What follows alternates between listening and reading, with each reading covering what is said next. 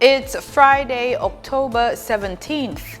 In the headlines, 227 Jamaicans to be honored at the 2025 National Honors and Awards ceremony.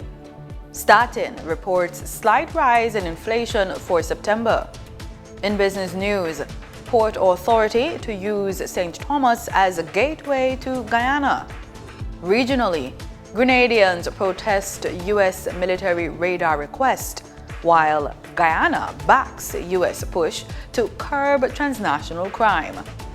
And in sports, Reggae Boys edge closer to the World Cup qualification. This is the Weekend News on PBC Jamaica. I'm Simone Absalom Gale. For the full newscast, head over to our YouTube and Facebook pages.